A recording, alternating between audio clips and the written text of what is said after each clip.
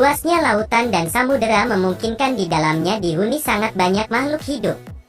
Untuk ikan saja diketahui ada sekitar 27.000 spesies ikan di dunia. Jumlah itu belum lagi ditambah dengan hewan jenis lain yang ada di lautan. Mengingat banyaknya kehidupan di dalam laut, tentu berpotensi sering terjadinya konflik antar hewan ini. Untuk bertahan hidup dan menjaga eksistensi, tentu ada si pemangsa dan yang dimangsa. Ada juga penguasa yang ditakuti dan menjadi pemuncak dari rantai makanan. Ada dua kandidat pemangsa yang paling ditakuti di lautan dan samudera, yaitu ikan hiu dan paus orca atau juga lebih dikenal dengan nama paus pembunuh. Seperti sebuah kerajaan, tentu tak boleh ada dua raja di dalamnya. Begitupun lautan, hanya ada satu raja di dalamnya, di mana raja ini adalah pemangsa di puncak rantai makanan. Lalu siapakah raja itu? Ikan hiu yang terkenal dengan keganasannya, ataukah paus orca si paus pembunuh? Sebelum masuk pada pembahasan siapa yang terhebat dan terkuat di lautan, ada baiknya kita berkenalan terlebih dahulu dengan dua kandidat penguasa lautan ini.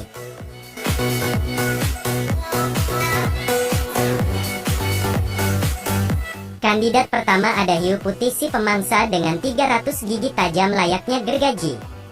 Hiu ini sering juga disebut si putih yang mematikan. Ia mampu tumbuh sekitar 6-7 meter dengan umur maksimal 30 tahun. Senjata andalannya adalah 300 gigi tajam sepanjang 7 cm.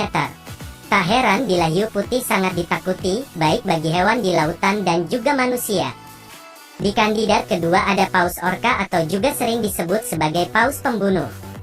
Bentuknya yang lucu sama sekali tak menggambarkan keganasan ikan ini. Namun jangan tertipu dari tampilannya. Meski berbentuk lucu, namun hewan-hewan laut langsung kabur ketika melihat ikan ini. Bak seperti jawara kampung, ketika ia datang yang lainnya langsung menghindar lari terbirit-birit. Paus orca adalah spesies terbesar dari keluarga lumba-lumba. Sebenarnya paus ini tergolong sebagai lumba-lumba. Namun karena ukurannya yang sangat besar dibanding lumba-lumba lain, jadi banyak yang menyebutnya sebagai paus. Spesies ini ditemukan di seluruh samudera.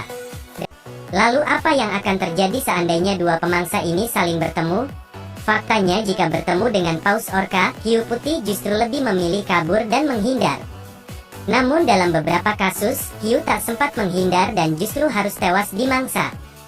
Sangat sulit menghindar dari kejaran orca si paus pembunuh.